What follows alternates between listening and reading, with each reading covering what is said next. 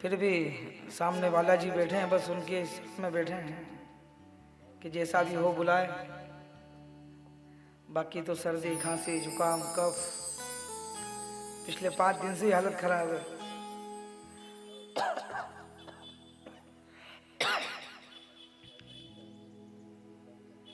वैसे तो कथा प्रतिवर्ष 21 दिसंबर से होती है,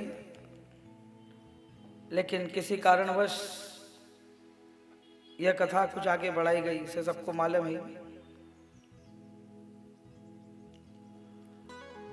तो आइए कथा के प्रथम दिवस में प्रवेश करें।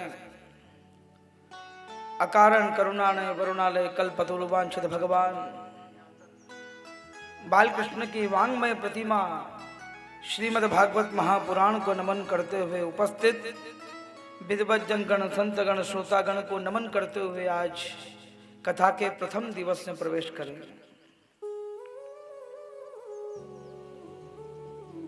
क्यों सुनी जाती कथा? तो कहते हैं कथा इसलिए सुनी जाती कि कथा सुनने से हमारे जीवन में किंचित परिवर्तन आए, और कथा सुनने के बाद भी परिवर्तन न आए तो समझो हम तो सिर्फ 7 दिन आनंद लेने गए थे, मजा करने गए थे।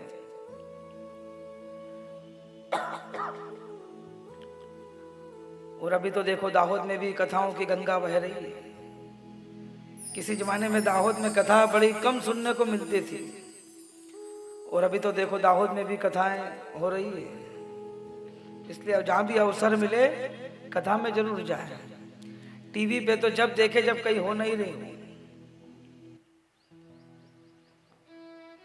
अभी जलाराम मंदिर में भी कथा चल रही, देवी भागवत चल रही है, और हमारे गुरु महाराज की भी कथा सनातन मंदिर में चल रही है। आज विश्राम दिवस है, और कुछ दिन पहले ही हमारे पूज्य भाई श्री जी की कथा हुई थी झालोद में। बड़ी सुंदर कथा थी झालोद में। हमको भी भगवान की कृपा से एक दिन जाने का अवसर मिला था, क्योंकि कथा में जब ही जा पाते हैं जब भगवान की कृपा हो। तो हमारे ऊपर ठाकुर जी की कृपा हुई तो भाई श्री जी की कथा सुनने का अवसर मिला। और कैसी कृपा हुई कि जब कथा में पहुंचे तो भीड़ थी, लेकिन फिर भी किसी ने रोका नहीं, सीधे आगे जाके बैठ गए। हाँ, कथा में ऐसा नहीं कि ठाकुर जी या भाई श्री जी हमको देखे। कथा में जाएं तो भगवान की जप करते रहे, भगवान की माला हाथ में रखें। उससे क्या होगा कि कथा श्रवण भी होगी और भगवान का नाम भी निकलेगा। बाकी वहां भी हमने देखा कुछ लोग तो कथा भी सुन रहे हैं, बातचीत भी कर रहे हैं, और कुछ कुछ लोगों को तो देखा शाम को 4:45 बजे आते थे ताकि 5 बजे भोजन की ओर प्रवेश कर सकें, क्योंकि बड़ी सुंदर व्यवस्था थी वहां पर। उसके आयोजक करता हमारे अंकुर भाई पटेल, बड़ा सुंदर आयोजन उनका। तो देखिए हम भी यहाँ पर बैठे हैं तो अपने आप को ये नहीं माने कि हम कहाँ बैठे हैं, बस ये माने कि हम भी कहाँ पर बैठे हैं, भगवान के उस परम धाम में ही बैठे हैं और भगवान की कथा को श्रवण कर रहे हैं। बोलिए सदगुरुदेव भगवान की। कम से कम इतने जने बैठे हैं, जय तो बोले। बोले कलश यात्रा में भी स्वल्पाहार हुआ था। उसको नाश्ता नहीं स्वल्पाहार बोलते, स्वल्पाहार हुआ था। उष्णोदक का पान भी किया था, तो कम से कम उसकी आवाज निकालें। वैसे तो आज प्रथम दिवस, कुछ बोल गए हैं कि महाराज जी कल से आएंगे, आज तो सनातन मंदिर में भंडारा है, तो 6 दिन तक हमने कथा सुनी, तो आज भंडारे का लाभ तो लेना होगा। और भंडारे का लाभ कब होगा? जब बोले वहां आज की कथा सुनेंगे, नहीं तो ऐसे कौन जाने देगा। भंडारा शब्द क्या है? बोले जहां बिल्कुल भंडार बना हुआ रहता है उसको कहते हैं भंडारा। प्रसादी किसको कहते हैं? जब भगवान के लिए भोग बनता हो उसको कहते हैं प्रसादी। और अन्नकूट किसको कहते हैं? अन्नकूट होते हैं। अन्नकूट का मतलब होता है कि जितने लोग मिल नहीं पा रहे हैं वो सबका एकत्रीकरण करना, उनसे मुलाकात होना, उसको कहते हैं अन्नकूट महोत्सव।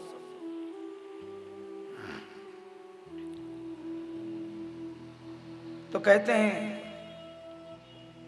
कथा भी श्रवण जब कर पाते हैं जब कई जन्मों के पुण्य उदय होते हैं। कि भाग्योदये न बहुजन मसमर्जितेन सतसंगमं च लभते पुरुषो यदा वे। कहते हैं कई जन्मों के जब पुण्य उदय होते हैं तो मनुष्य जन्म मिलता है, और मनुष्य जन्म जब मिलता है तो ही कथा श्रवण कर पाते हैं, क्योंकि भगवान ने मनुष्यों के ऊपर ही कृपा की है, मनुष्यों को ही बुद्धि दी कि वो सब सोच विचार कर सकता है। बाकी तो खाने की बुद्धि तो जानवरों में भी सभी खाते हैं, लेकिन मनुष्य को वे बुद्धि दी भगवान ने कि वो कथा श्रवण कर सके। तो कहते हैं कथा इसलिए सुने क्योंकि श्रीमद् भागवत का अर्थ ही क्या है कि श्री यानी तिलक, श्री तिलक लगाते हैं ना अपन, लक्ष्मी तिलक, वो तिलक अपने मस्तक पर धारण किए हुए हैं। श्री के बाद आता है मद, जो हमारी चिंता को हर दे।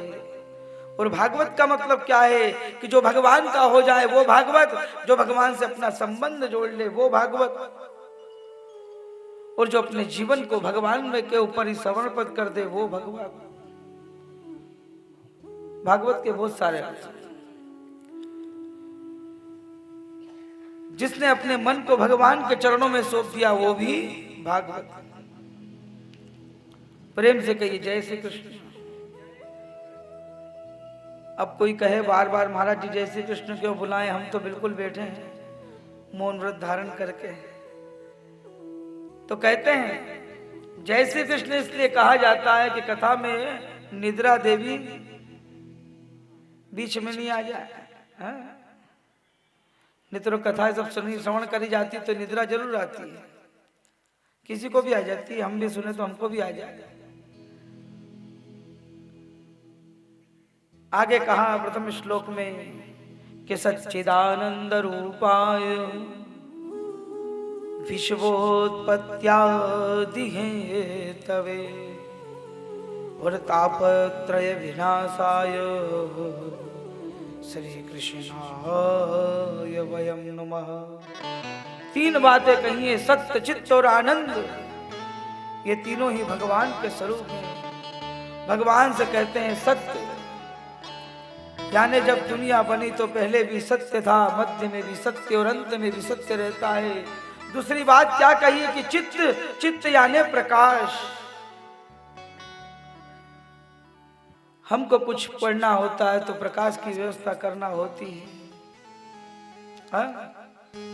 बोले सायंकाल नहीं दिखेगा तो बोले कहीं कहीं देखो मंडप में हेलोजन भी लगा है। बोले अगर नहीं दिखा तो फिर अंधेरा हो गया तो। लेकिन वो परमात्मा हैं जिनको कभी प्रकाश की जरूरत नहीं पड़ती। तीसरा उनका नाम बताया आनंद। ये आनंद क्या है? कहते हैं आनंद कोई बाहर की चीज नहीं, अपने अंदर की। कहीं घूमने जाओ तो उसका नाम आनंद नहीं। जब तक हमारे मन में आनंद नहीं आएगा तब तक कहीं भी जाओ आनंद हमको नहीं मिल सकता। तो सबसे बड़ा आनंद क्या है? तो बोले सबसे बड़ा आनंद तो भगवान के कीर्तन करने में ही है। कौन कौन अपने घर पे बैठ के कीर्तन करता है प्रतिदिन? आज तो भक्त कम है, फिर भी बताइए कौन कौन प्रतिदिन 15 मिनट भगवान के लिए समय निकालता कीर्तन के लिए? बोले कोई नहीं। हाँ ये भी कर सकते हो, कीर्तन तो कैसे भी कर सकते हो, खाते पीते सोते भोजन बनाते समय, घर में झाड़ू पोछा लगाते समय, पैदल रोड पे चल रहे हो तो भगवान का कीर्तन कर सकते हैं, क्योंकि नाम कभी अशुद्ध नहीं होता।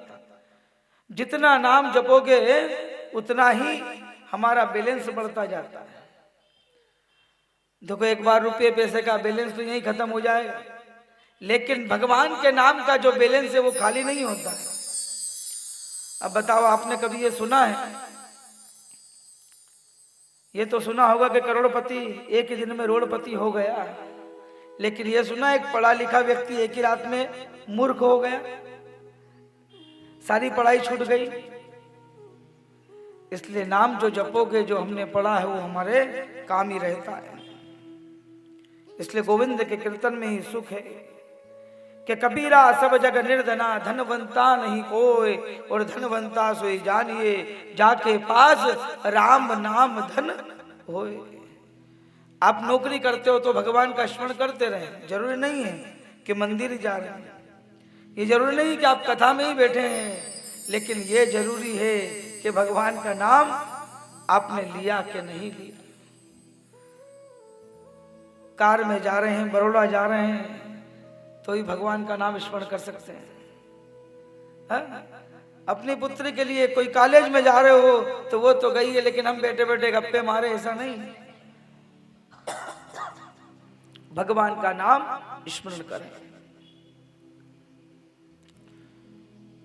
कहते हैं ऐसे कृष्ण को हम चरणों में वंदन करते हैं जिनके पास इतनी शक्ति है जो तीनों प्रकार के तापों को नष्ट कर सकते हैं। कौन से तीन ताप? बोले आध्यात्मिक, आदि भौतिक और आदि देवी। जो तीनों प्रकार के ताप है उनको नष्ट कर सकते हैं, ऐसे भगवान कृष्ण के चरणों में हम वंदन करते हैं। आदरणीय सुखदेव जी का वंदन किया। आचार्य सुखदेव जी ने जब जन्म लिया, जन्म लेते ही चलने लगे। वेद व्यास जिनके पीछे चल रहे हैं, लेकिन सुखदेव जी को लौटाने का सामर्थ्य जिनमें नहीं, ऐसे परम सुखदेव जी को भी हम वंदन करते हैं इनके चरणों में।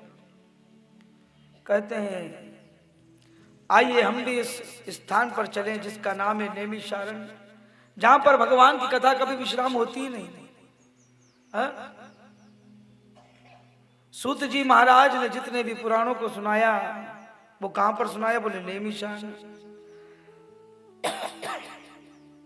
और सत्यनारायण भगवान की कथा करते तो उसमें भी तो आता है एकदा नैमिषारण्य प्रवचन मुनिः सोतुम पौराणिकम खलु। कहते हैं ऐसे नैमिषारण्य क्षेत्र में 88,000 प्रकार के संत गण बैठे हैं। कितने प्रकार के? बोले 88,000 प्रकार के। आप में से कौन कौन गया नैमिषारण्य? इधर एक माता जी गए और नलिन भाई भी गए, पर नलिन भाई अकेले अकेले चले, हमको तो ले ही नहीं गए। हम तो नलिन भाई का ध्यान रखे, नलिन भाई हमारा ध्यान नहीं रखे। तो नैमिषारण्य, नेमि मतलब जहां पर संत है उनके सानिध्य उनको हमको प्राप्त होता रहता है, उस जगह को कहते हैं नैमिषारण्य। ऐसे ऐसे ऋषिगण वहां पर बैठे जिनकी उम्र की कोई सीमा नहीं, किसी की 5,000 वर्ष, किसी की 2,000 वर्ष, किसी की दाढ़ी लंबी, किसी की जटाएं लंबी। ऐसे ऋषिगण वहां पर बैठे हैं। कहते हैं जब ऋषिगण बैठे हुए हैं तो उनके मध्य में आदरणीय सूत जी महाराज का आगमन हुआ। लेकिन कोई कहते हैं ऋषिगण वहां बैठे क्यों हैं? तो कहते हैं उन ऋषियों ने 1000 वर्ष तक के लिए भगवान के यज्ञ का संकल्प करा। प्रतिदिन भगवान का यज्ञ करते, प्रतिदिन प्रातः काल यज्ञ कुंड में आहुति डालते, मध्याह्न कुछ स्वल्पाहार लेते, मध्याह्न के बाद भगवान का भजन करते, सायंकाल भगवान की आरती करते, फिर विश्राम करते। उनके विश्राम का, शयन का समय भी फिक्स, रात्रि के 9 बजे 8 बजे शयन कर देते। और उठते कितनी बजे? बोले सुबह 3:30 बजे। और आप कितने बजे सोते हैं? है नलिन भाई? और उठते कितनी बजे? हाँ, इसलिए तो फिर हमारे जीवन में तकलीफ आती है, कहीं ना कहीं हम जीवन से फिर दुखी भी हो जाते हैं। इसलिए रात्रि में समय पे सोने की आदत डालें। कहीं गए हो तो मजबूरी है, पर मोबाइल देखते हुए नींद नहीं आ रही तो वो फिर भगवान की मजबूरी नहीं, वो तो आपकी मजबूरी। भाई हमारे संगीत कलाकार कई भजन संध्या में गए हैं, सुंदर कांड में गए हैं तो समझ में आता लेट हुए हैं, लेकिन ये तो नहीं जाते हैं तो फिर मोबाइल में खेलते रहते हैं। हमारे उत्सव महाराज भी जल्दी नहीं सोते हैं, ये भी रात को 1:30-2 बजे ही देते हैं। इनसे कह दो तो बोले बिना मोबाइल के नींद कैसे आए? इनके फोन भी रात को ही आते हैं, क्योंकि ये जजमानों से बोल के रखते हैं मेरे को जब भी फोन लगाओ रात को 11:30 के बाद शुरू करना। 11:30 तक मैं मिलता नहीं हूं, लेकिन 11:30 से बिल्कुल फ्री हूं, आप कभी भी लगाओ। इसलिए कहते हैं कि मोबाइल ठीक है, देख रहे हो मनोरंजन के हिसाब से, लेकिन समय पे सो जाना चाहिए, प्रातः काल जल्दी उठना चाहिए। तो कहते हैं उन ऋषियों के मध्य में आदरणीय सूत जी महाराज का आगमन हुआ। अब जो सूत जी आए वो तो केवल 20 वर्ष के, लेकिन उनके ललाट पर तेज छलक रहा है, इतना तेज कि बल्ब की रोशनी भी फीकी पड़ जाए। और जैसे सूत जी महाराज आए, सब ऋषिगण खड़े हो गए, उनका सम्मान करने लगे। सूत जी महाराज बड़े चिंतित हो गए, ये आप क्या कर रहे हैं? आप तो मेरे बाबा और पर बाबा के समान हो, और मैं कैसा हूं? बोले एक छोटा सा बालक, और आप मेरा सम्मान कर रहे हो। तो एक संत कहते हैं कि शास्त्र कहता है सूत जी महाराज कि धन वृद्धा बल वृद्धाश्च आयुर्वृद्धा तथैव च ते सर्वे ज्ञान वृद्धाश्च किंकिरा शिष्य किंकिरा। है सूत जी महाराज, आप छोटे हैं इसलिए आपको पता नहीं, बाकी शास्त्र क्या कहता है? कोई व्यक्ति उम्र में बड़ा होता है, कोई बल में बड़ा होता है, कोई धन में बड़ा होता है, कोई ज्ञान में बड़ा होता है। तो हे सूत जी महाराज, हम आपसे धन में, बल में, उम्र में बड़े, लेकिन ज्ञान में कैसे हैं? कैसे हैं सूत जी महाराज, ज्ञान में कैसे हैं? बोले आप ज्ञान में हमसे बड़े हो, इसलिए सबसे बड़े वही होते हैं जो ज्ञान में हो। अगर एक 8 साल का बालक भी आ जाए और उसके पास भी ज्ञान हो, तो एक 90 साल का व्यक्ति भी उसके चरणों में वंदन करता है। जैसे भी कुछ समय पहले ही आपने भी पढ़ा होगा, एक बिल्कुल युवा अवस्था के एक बालक ने काशी में, कहते हैं यजुर्वेद संहिता के 40 अध्याय कंठस्थ स्वर बोले बिना रुके। इतना बड़ा विद्वान। तो उम्र नहीं देखी जाती, आपकी विद्वत्ता को देखा जाता है। सूत जी महाराज अपने आसन पर विराजित हुए, सब ऋषिगण बैठ गए और सूत जी महाराज से कहते हैं, हे सूत जी महाराज, आप तो देख ही रहे हैं कलयुग में सब लोग दुखी होंगे, तो एक बात हमको बताइए, कौन सा ऐसा कर्म करा जाए जिसके करने से मनुष्य के, कलयुग में मनुष्य के दुख दूर हो सके? इसलिए कहते हैं संतों के पास जाओ तो व्यर्थ के प्रश्न मत करो कि हमारा बेटा बेटी का विवाह कब होगा, पोता होगा कि पोती, हमारी फैक्ट्री कैसे चलेगी, दुकान कैसे चलेगी। संतों के पास जाओ तो एक ही प्रश्न करो कि हमें भगवान के चरणों की प्राप्ति कैसे होगी। क्योंकि संत बड़े सरल होते हैं, लेकिन यहां तो ये भी कहते हैं हर किसी संत के पास जाके भी प्रणाम नहीं कर सकते हो। संत किसको कहते हैं? जो सबको साधे, सबको सही राह दिखाए, वो संत। नहीं तो आजकल तो आपने भी देखा होगा, रोड पे घूम रहे हैं और कई कई तो लोगों को डरा के भी लेते हैं। इसलिए ऐसे संतों के कारण जो सच्चे संत है उनका नाम भी खराब होता है। इसलिए शौनक आदि ऋषियों ने सूत जी से पूछा, संसार के लोगों को कृष्ण किससे प्राप्ति हो, यह हमको बताइए। यह बातें सुनकर सुखदेव जी, सूत जी महाराज गदगद हो गए। कहते आपने अच्छा प्रश्न पूछा है, क्योंकि हम लोग जन्म लेते हैं, बड़े होते हैं, विवाह हो जाता है, पत्नी बच्चों में मन रम जाता है, काम धंधे पे लग जाते हैं, धीरे धीरे बुढ़ापा आ जाता है, और जब हमारे हाथ पैर चलने नहीं लगते हैं, उस समय हमको सब चीजें याद आती है और हम फिर कुछ कर नहीं पाते और मर जाते हैं, फिर से इसी गर्भ में गिरना पड़ता। कहते हैं कितने लोगों को तो हमने ऐसे भी देखा है कि दिन भर अगर मोबाइल देखें या ताश पत्ते खेलें तो पता नहीं समय कब निकल जाए, लेकिन वही व्यक्ति अगर कथा में आकर बैठ जाए तो 3 घंटे में 50 बार घड़ी देखेगा, अभी समय कितना हुआ है, अभी आरती में कितनी देर है। इसलिए कथा में जाएं तो एक ही बात सोच कर चले, हम अकेले ही बैठे हैं, कोई हमारे अगल बगल में बैठा नहीं, केवल हम अकेले हैं और व्यास जी सामने बैठे और केवल हम कथा श्रवण कर रहे हैं। संसार के कार्यों में दुष्प्रवृत्तियां इतनी बढ़ रही है, कहीं कहीं सोचते हैं उनके यहाँ से निमंत्रण आया था, जाना पड़ेगा, ठीक है, एक आध दिन चले जाएंगे, एक लिफाफा चढ़ाएंगे और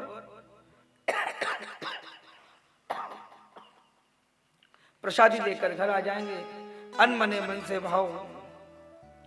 तो ये जो प्रवृत्ति हमारी हो गई केवल समय का दुरुपयोग। कहीं कहीं लोग तो मन में सोचते रहते हैं हम ऐसा कर लेंगे वैसा कर लेंगे, लेकिन एक बात सत्य है, ये जीवन का कोई भरोसा नहीं है। एक घंटे के पहले किसी व्यक्ति से मिलकर आए, एक घंटे बाद खबर आ गई वो तो मर गया, होता ना ऐसा। इसलिए ये जीवन बड़ा अनमोल है, जो आपको मनुष्य जन्म मिलता बड़ा अनमोल है, इसलिए हर कदम सावधानी से रखना चाहिए। कब मृत्यु हमको ग्रस्त ले इसका पता नहीं, इसलिए कदम कदम सावधानी से हमको रखना चाहिए। प्रेम से कहिए जय श्री कृष्ण। अरे मनुष्य जन्म अनमोल रे, अरे माटी में ना रोल रे, अरे अब जो मिला है फिर न मिलेगा कभी नहीं, कभी नहीं, कभी नहीं रे। मनुष्य जन्म अनमोल रे, माटी में ना रोल रे, अब जो मिला है फिर ना मिलेगा कभी नहीं, कभी नहीं, कभी नहीं। अरे अब जो मिला है फिर न मिलेगा कभी नहीं, कभी नहीं, कभी नहीं। अरे अब जो मिला है फिर न मिलेगा कभी नहीं, कभी नहीं, कभी नहीं।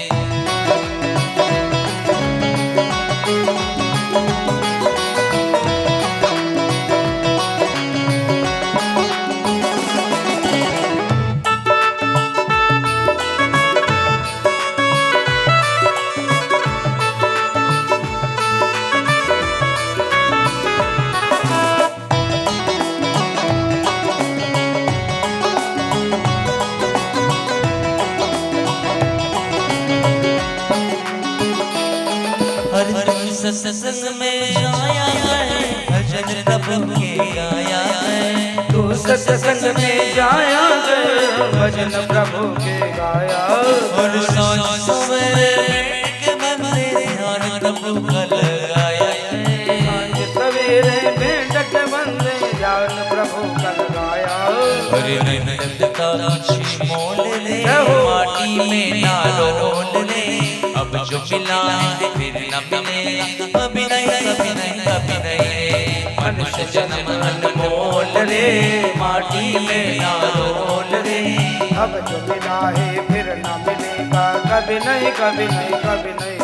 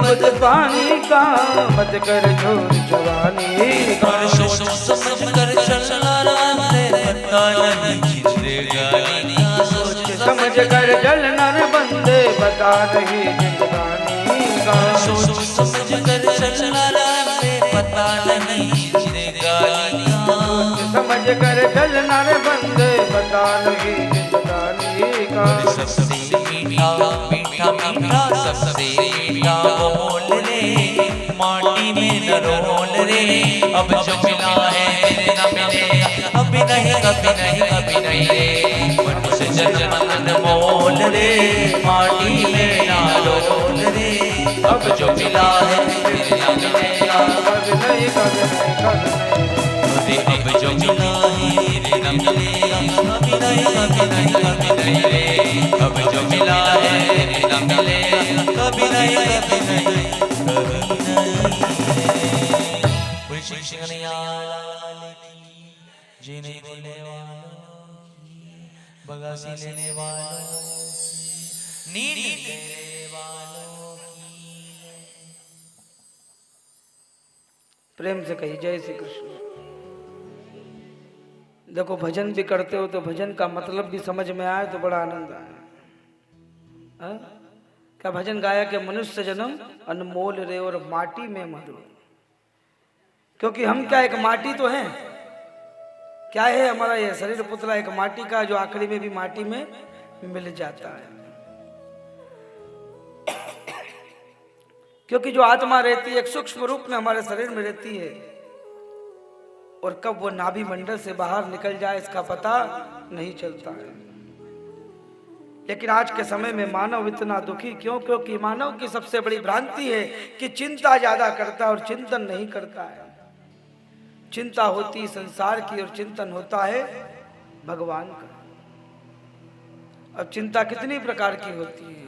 घर की चिंता तो होती, कभी कभी पड़ोसी की भी चिंता होती है। फिर घर पे कहते देखो इनके यहाँ तो गाड़ी आ गई, अपने यहाँ तो टू व्हीलर भी नहीं, तो व्यक्ति चिंता में खो जाता है, नींद नहीं आती है। कई कई माताएं कहती है अपने पति से देखो वो पड़ोस वाली मिश्राई नहीं, वो तो 5,000 की साड़ी ली, कितनी चमक रही थी, सब उसकी बड़ाई कर रहे थे, समझो वो चिंता में आ गई। इसलिए इस चिंता को मिटाओ और चिंतन को जीवन में अपनाओ। कहते हैं यह हमको सिखाता है श्रीमद् भागवत ग्रंथ। अब भागवत कोई ग्रंथ नहीं है, ये तो भगवान का वांग्मय स्वरूप। कि देखो राम जी ने 13,000 वर्षों तक प्रशासन किया और आखिरी में साकेत धाम गए। तो जिन भगवान ने जब भी अवतार लिए अपने अपने धाम को जरूर गए, लेकिन भगवान कृष्ण कहाँ गए? भगवान कृष्ण जब गए तो सूक्ष्म रूप लेकर श्रीमद् भागवत में विराजित हो गए। तो भागवत जी के एक एक पन्ना तो भगवान का वांग्मय स्वरूप है। भागवत जी कोई पोथी नहीं है, कोई ग्रंथ नहीं है, भगवान का वांग्मय स्वरूप। तो सूत जी कहते हैं यह कोई पोथी नहीं है, और कहते हैं इसका अधिकार तो कभी कभी देवताओं को भी नहीं मिलता है। मनुष्य की तो बात ही अलग है, देवताओं को भी इसका अधिकार प्राप्त नहीं होता है। बोले एक बार देवताओं को पता चल गया कि सुखदेव जी परीक्षित को कथा श्रवण करा रहे हैं, तो देवताओं ने क्या किया? बोले अमृत कलश लेकर गए और सुखदेव जी से कहने लगे गुरुदेव ये जो अमृत का भरा प्याला है ना, इसको आप परीक्षित को पिला दो, और ये जो भागवत कथा अमृत का प्याला है ये हमको दे दो। लेकिन सुखदेव जी ने उनको तुच्छ समझा और कहा कहां तुम्हारे स्वर्ग का अमृत जिसको पान कर ले उसके बाद भी वापस धरती पर गिरना पड़ता है, और जिसने श्रीमद् भागवत कथा अमृत का पान कर लिया उसका तो आवागमन का चक्कर ही छूट जाता है। लेकिन भागवत कथा अमृत कब मिलता है? जब श्रोता बने। तो श्रोता बहुत कम मिल पाते हैं, करोड़ों अरबों में कम कोई कोई श्रोता मिलता है। कि देखो धुंधकारी श्रोता बने थे तो मुक्ति हो गई।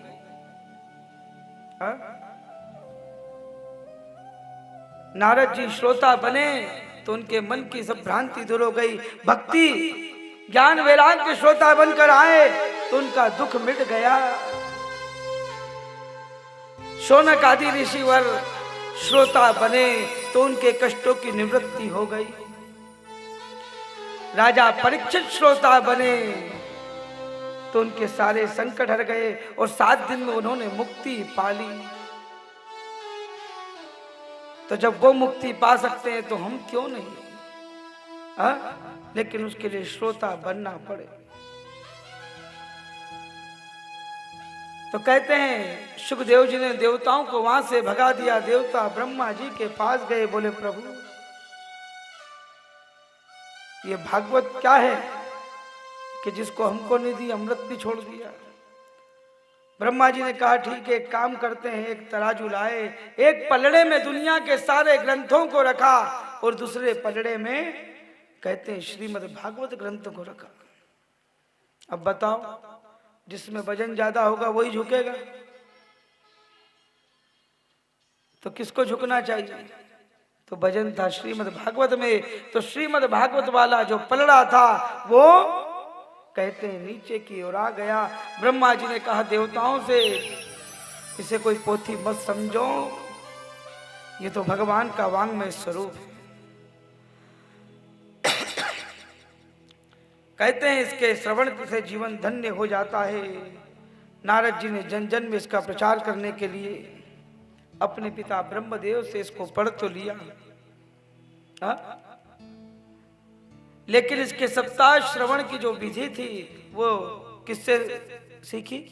बोले चारों भाई, सनक, सनातन, सनातन, सनत कुमार। अब यहां पर सोनक आदि ऋषिगण सुन रहे हैं, तो उन्होंने प्रश्न कर लिया कि हमने तो ये सुना है नारद जी एक जगह बैठते नहीं, वो तो घूम घूम करते हैं। और चारों भाई कैसे हैं? जो ज्यादा जगह घूमते नहीं है, केवल एक ही जगह बैठते हैं, तो कैसे श्रवण करते? सूत जी महाराज कहते हैं बड़ी विचित्र कथा। बोले नारद जी हमेशा भ्रमण करते हैं, सनत कुमार जी कहते हैं ये भी बढ़िया है। इसलिए कहते हैं भागवत कथा अगर श्रवण करें तो मन को कंट्रोल में रखें, क्योंकि मन ही बड़ा चंचल है। बैठा तो व्यक्ति यही रहता, लेकिन मन सब दूर भटकता रहता है। और भगवान को पाना हो तो मन पर काबू पाना। इसलिए कहते हैं जिसने जवानी में भगवान का भजन नहीं किया वो बुढ़ापे में क्या खाक भजन करेगा? जिसने जवानी में भगवान का भजन किया वो तो बुढ़ापे में करेगा ही, लेकिन जिसने सोचा भजन क्या करना, जब कर लेंगे। बचपन में किसने कहा बेटा भगवान का भजन कर? बोले अभी क्या करना, अभी तो खेलने के दिन है। बड़ा हुआ, बोले बेटा अब भजन कर। बोले अभी क्या भजन कर रहे हैं, अभी काम धंधे करूं कि भजन करूं? और बड़ा हुआ, पिता ने कहा भैया आप तो भजन कर ले। बोले क्या करूं, अभी मेरी 3 संतानें, इनकी विवाह की चिंता है मेरे को। ऐसे करते करते बुढ़ापा आ गया, पिता का हाथ सर से हट गया, पिता चला गया। अब कौन समझाए? तो याद आई कि मुझे तो पिताजी कहते भजन कर ले, पर अब कैसे करूं? बैठूं तो चक्कर आ जाए, मुंह में दांत भी नहीं, शब्द नहीं निकले, कैसे भजन करूं? इसलिए कहते हैं, वो लाइन बड़ी प्रसिद्ध है कि मत कर जोर जवानी का, बुढ़ापा किसने देखा है। इसलिए जवानी में भजन कर लो। कहीं तीर्थ यात्रा में जाने का अवसर मिले तो जरूर जाओ। ये का कौन बताता? बोले गरुड़ पुराण। गरुड़ पुराण के अंदर तो स्पष्ट लिखा है कि तीर्थों में जाने का अवसर हमको मिले, तीर्थ क्षेत्र में कथा श्रवण करने का अवसर हमको मिले तो हमको जरूर जाना चाहिए। यहां तो ये तक बताया गरुड़ पुराण में, अगर कोई तीर्थ में कथा श्रवण करने जा रहा है और कोई उनकी जाने में बाधा बन जाता है, बोले खुद तो जाते नहीं, किसी को नहीं जाने देता है, तो ये भी एक बड़ा पाप है, इसका भी प्रायश्चित करना पड़ता है। ये गरुड़ पुराण में लिखा है 7वें अध्याय के अंदर। इसलिए जब तक अवसर मिले भगवान का भजन करें, पुण्य का अवसर मिले पुण्य करें। और यहां तो कहा है कि भागवत की कथा में 5 बातों का ध्यान रखें। सबसे पहले बताया कथा के लिए स्थान बड़ा सुंदर होना चाहिए। स्थान में तो ये भी कहते हैं कि बाहर की आवाज अंदर नहीं, अंदर की आवाज बाहर ना आना चाहिए, लेकिन आजकल तो स्पीकर लगे हैं तो बाहर तो आवाज जाएगी, और रोड है तो इसलिए बाहर की आवाज आएगी, लेकिन फिर भी मन को यहीं पर लगा कर रखे। दूसरी बात कहे कि भागवत के शब्दों को सुंदर स्वरूप में गाना चाहिए। तीसरी बात बताइए कि ज्ञान पूर्वक उसको श्रद्धा से सुने। चौथी बात लगाइए, ध्यान एकदम भगवान की ओर लगा ले। और पांचवी बात बताइए, आपके कानों को ऐसा रखें कि केवल कथा के अलावा कुछ आवाज ही नहीं आए।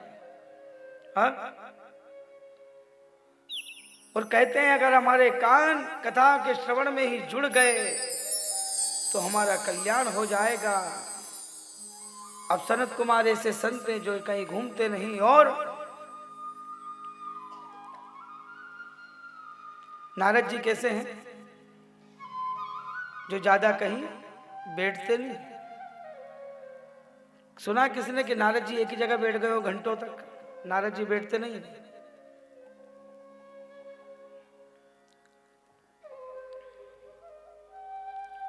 तो कहते हैं फिर इन्होंने कैसे सुना, सप्ताह श्रवण की विधि कैसे प्राप्त की?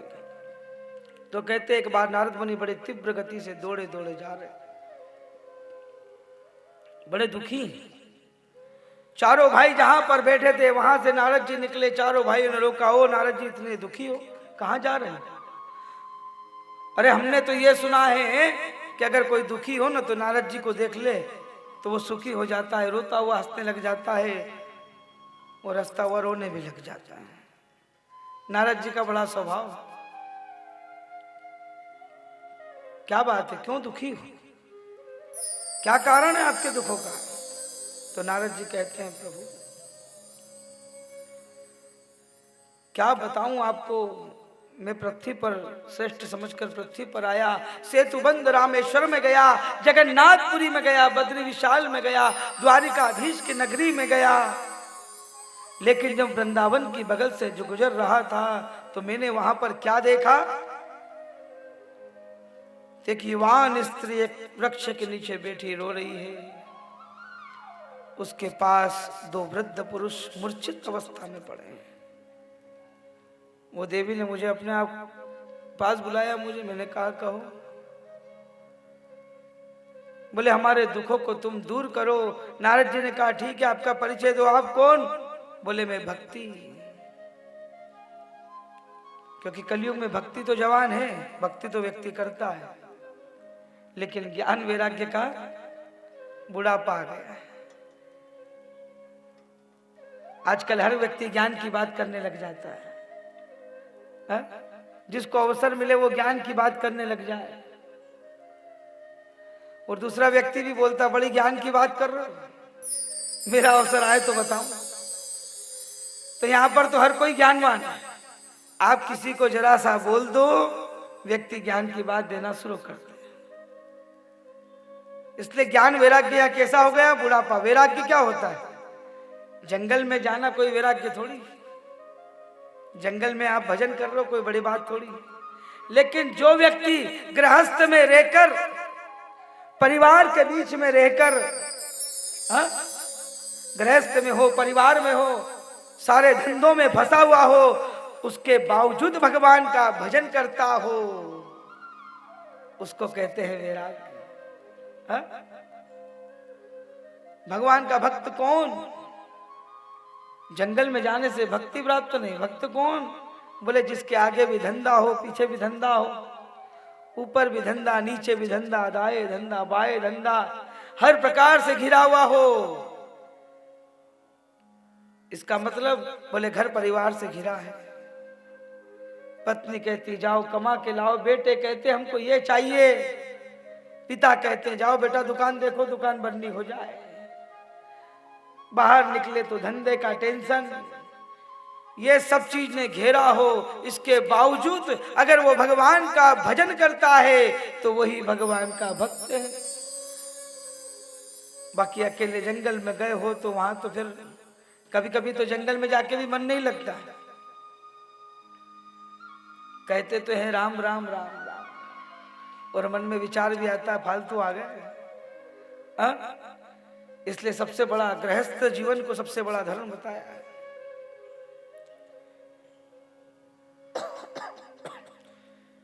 तो नारद जी कहते हैं सत्य कहता हूं, जीवन में कोई सत्य बोलता ही नहीं। हाँ? ऐसे ऐसे घरों में भी मैं गया हूं जहां पर मैंने क्या देखा कि वहां पर बड़ों का आदर तो समाप्ति हो गया, दादी बाबा कोई पूछे ही नहीं, और नई बहू की घर में चले। तो सनत कुमार कहते हैं घर में नई बहू की चलती तो अच्छी बात है, चलना ही चाहिए, लेकिन यदि कुछ बड़ा काम करना हो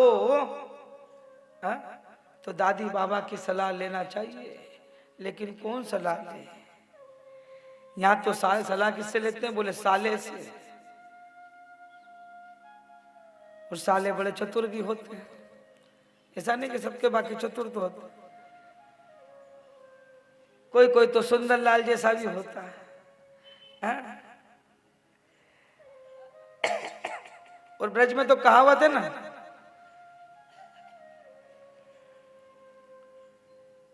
दीवार बिगाड़े आरो और घर बिगाड़े सारो। दीवार में ज्यादा अलमारी निकलवाओगे ना, मिस्त्री से कहोगे कि एक कमरे में कम से कम 4-5 अलमारी बना, सब कपड़े अलग अलग रखना पड़ेंगे, तो ज्यादा अलमारी बनाओगे तो दीवार ढह जाएगी। और घर में साले की ज्यादा सलाह लोगे तो घर को निपटने में टाइम नहीं लगेगा। प्रेम से कही जय श्री कृष्ण।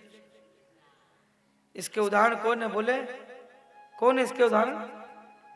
शकुनी मामा। कहते हैं जब उनकी बहन का विवाह हुआ ना तो बहुत विरोध किया। अरे ये अंधे से विवाह कर रहे हो, अपने पिताजी से बहुत कहा मत करो, ये तो अंधा है। लेकिन गांधारी नहीं मानी, विवाह कर लिया, आंखों पे पट्टी लगा ली। इसलिए शकुनी ने भी सोच लिया ठीक है, मेरी बहन को के जीवन को तो बर्बाद किया, मैं भी इसको बर्बाद करके मानूंगा। इसलिए शकुनी मामा आए। इसलिए कहते हैं घर में सलाह लेना हो ना तो दादी बाबा से पूछना चाहिए, मन की नहीं करना चाहिए।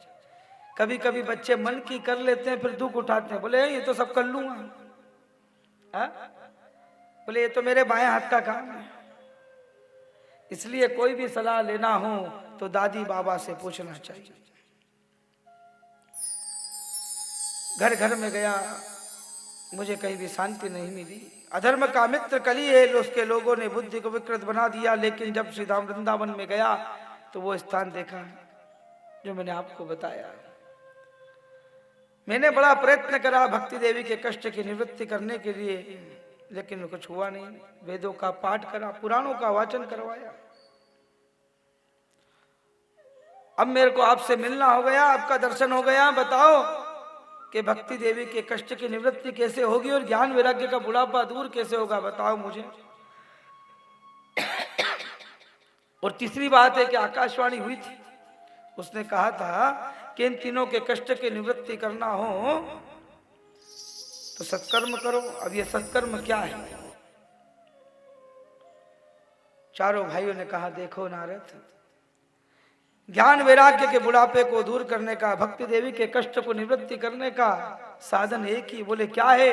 कि तुम उनके निवारण के लिए श्रीमद् भागवत सप्ताह का वाचन करो, जिससे निश्चय उनकी मुक्ति हो जाएगी।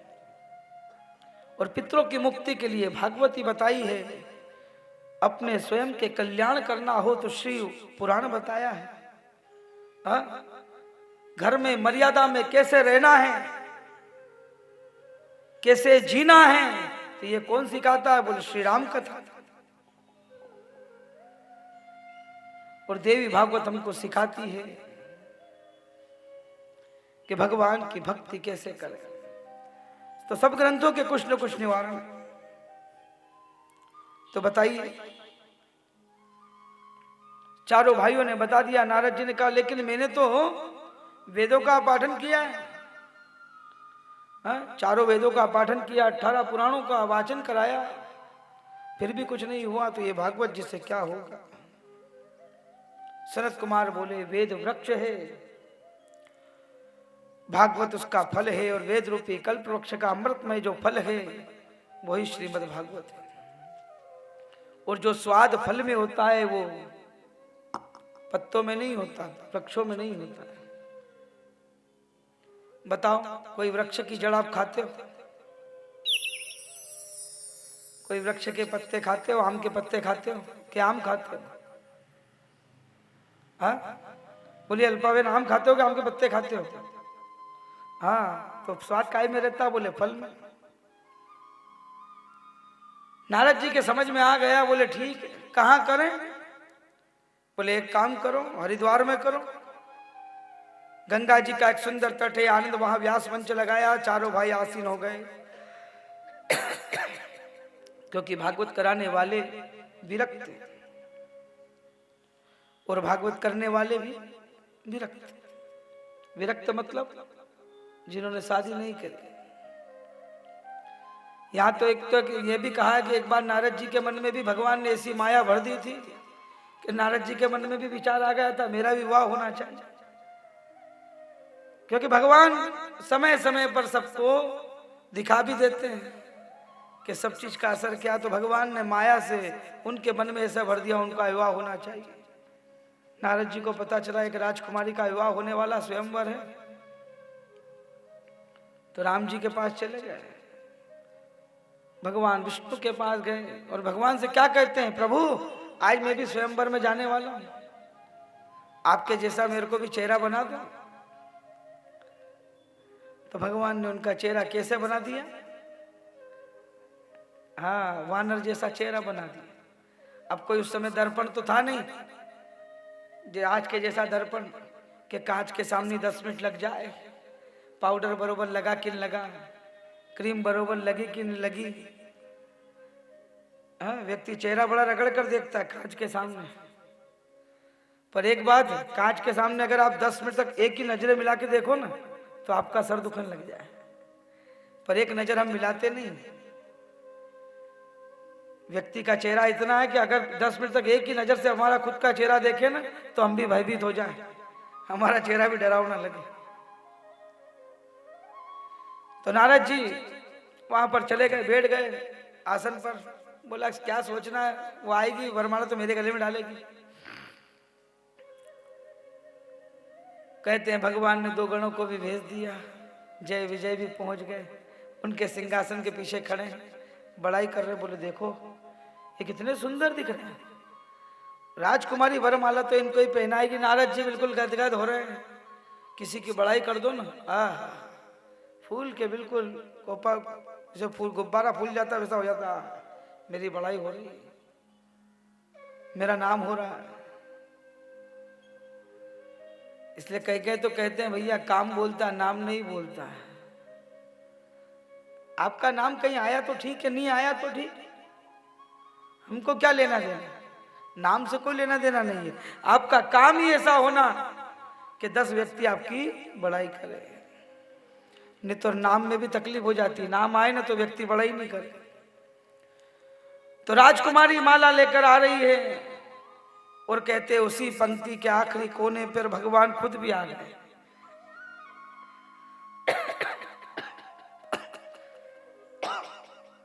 भगवान भी बैठे। नारद जी ने सोची नहीं तो वरमाला मेरे को डालेगी, क्या चिंता करना है। वरमाला तो गई भाड़ में। वो राजकुमार ने उस पंक्ति को देखा ही नहीं जिसमें नारद जी बैठे थे, और जहां पर भगवान बैठे थे उनको जाकर वरमाला पहना दी। नारद जी विचार कर रहे हैं मेरे को इतना सुंदर स्वरूप मिला, ये कौन है जिसको वरमाला पहना दी। दोनों गण हंसने लगे, बोले अपना चेहरा तो देखो। जाकर तालाब में चेहरा देखा तो वानर रूप दिखा, और भगवान को जाकर कह दिया बड़े आप कपटी, मैं श्राप देता हूं आप, जैसा रूप आपने मुझको दिया है तो एक समय ऐसा भी आएगा आप भी अपनी पत्नी के वियोग में जगह जगह घूमोगे और वानरों की सहायता लेना पड़ेगी। इसलिए भगवान ने राम अवतार लिया, क्योंकि भगवान जो भी श्राप अपने ऊपर लेते हो भगवान की माया है। क्योंकि भगवान को रामा अवतार लेना ही है, इसलिए भगवान ने माया रची। माया जैसे ही हटी, नारद जी ने सोचा ये मैंने क्या कर दिया। भगवान ने कहा कोई काम अपने मन से नहीं होता, जो मैं चाहता हूं वही होता। तो कहते हैं चारों भाई अपने आसन पर बैठ गए, नारद जी भी बैठ गए हैं। कहा तो ये भी जाता है कि अगर गृहस्थ जीवन में हो तो जोड़े से एक साथ बैठना चाहिए, पर हर जगह जोड़े से पहुंचा नहीं जा सकता, क्योंकि नारी हर जगह जा सकती है, नर हर जगह नहीं पहुंच पाता। इसलिए तो नारी को विशेष शक्ति कहा गया है। हाँ? जितना नारी कर सकती है, इसलिए नारी पूजनीय, नारी का सम्मान करें। तो कहते हैं धीरे धीरे हजारों संतों की भीड़ लग गई, इधर से आ रहे उधर से आ रहे हैं। बोले क्यों? बोले अरे नारद जी कथा करा रहे हैं। और कथा कौन कर रहे हैं? बोले चारों भाई, सनक सनातन सनातन सनत कुमार। बोले अच्छा। भक्ति ज्ञान वैराग्य के लिए 3 आसन लगा दिए, किसी को दिख नहीं रही, लेकिन आकर आसन पर बैठ गए। धीरे धीरे कथा चल रही है, कुंभ जैसा वातावरण बन गया। हाँ? सनत कुमार जी कथा सुना रहे हैं, भक्ति पुत्रों के साथ बैठी है, लेकिन किसी को दिखाई नहीं दे रही है। नारद जी ने एक प्रश्न कर लिया है। बोले गुरु जी एक प्रश्न करूं? बोले करो। बोले कोई ज्ञानी पुरुष अगर भगवान की कथा को सुनता है और मुक्ति पा लेता है तो इसमें कोई आश्चर्य नहीं। बोले हाँ, पर एक बात बताओ, क्या कोई पापी व्यक्ति भी तर सकता है? बोले हाँ। अरे नारद जी आप तो पापी की बात कर रहे हो। अरे हम तो यहां तक कह दें कि जिस व्यक्ति ने जीवन पर्यंत पाप करा हो वो भी कथा भगवान की श्रवण कर ले तो उसकी भी मुक्ति हो जाती है।